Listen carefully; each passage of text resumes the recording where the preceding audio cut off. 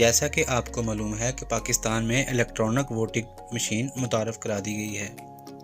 Electronic voting کا نظام صرف پولنگ بوتھ میں ایک مشین پر مشتمل نہیں ہے، بلکہ یہ نظام مختلف ماڈیولز استعمال کرتا ہے جو کہ الیکٹرانک ووٹنگ کے عمل کو فعال بنانے کے لیے مل کر کام کرتے ہیں۔ ایک مکمل EVM یعنی الیکٹرانک ووٹنگ مشین 5 ماڈیولز پر مشتمل ہوتی ہے۔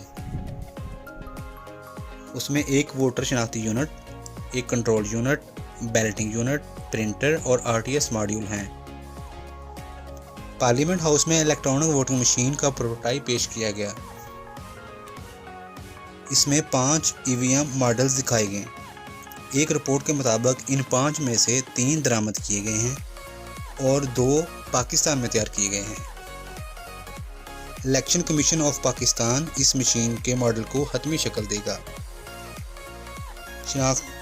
قومی شناختی کارڈ کی بنیاد پر ہوگی اور اس کی تصدیق national data base and registration authority کے فراہم کردہ ڈیٹا سے ہوگی۔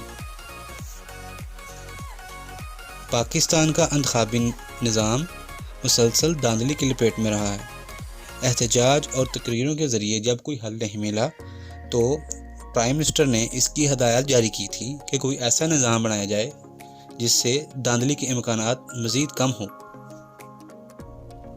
انتخابی عمل میں شفافیت کو یقینی بنانے کے لیے بھارت میں بھی یہ پروٹوٹائپ استعمال کیا گیا ہے۔ اس انتخابی عمل میں 2 ریکارڈ رکھے جائیں گے، ایک کاغذی ریکارڈ اور دوسرا الیکٹرانک طریقے سے ریکارڈ رکھا جائے گا۔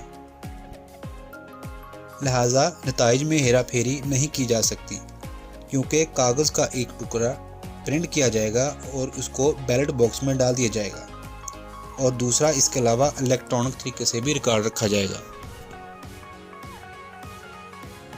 ہیکنگ کے خدشات کی وجہ سے اس سسٹم میں انٹرنیٹ کو استعمال نہیں کیا گیا۔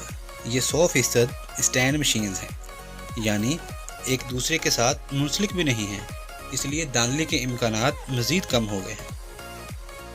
پاکستان میں رجسٹرڈ ووٹرز کی تعداد تقریباً 12 کروڑ ہے اور موبائل فون یوزر کی تعداد تقریباً 19 کروڑ ہے۔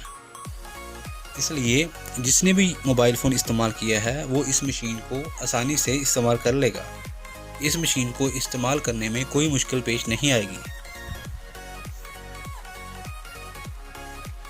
اس موقع پر کامسیٹس کے ایک ایکسپرٹ نے وضاحت کی کہ الیکٹرانک ووٹنگ مشین کے ذریعے ووٹ ڈالنے کے 2 مراحل ہیں۔ اس میں CANC نمبر کے ذریعے ووٹ کی تصدیق یا انگوٹھے کے نشان کو یقینی بنانا ہے، جس کے بعد ووٹر ایک بٹن دبا کر اپنے امیدوار کا انتخاب کرے گا۔ بیک اینڈ پر ایک ریکارڈ خود بخود محفوظ ہو جائے گا اور ووٹ کاسٹ کا پرنٹ بھی باہر آ جائے گا جو کہ بیلٹ باکس میں ڈال دیا جائے گا۔ اس پورے عمل کو 30 سیکنڈ لگیں گے۔ ووٹنگ کا عمل مکمل ہونے کے بعد پریزائڈنگ آفیسر ایک بٹن پریس کرے گا اور مجموعی نتائج کا پرنٹ حاصل کر لے گا۔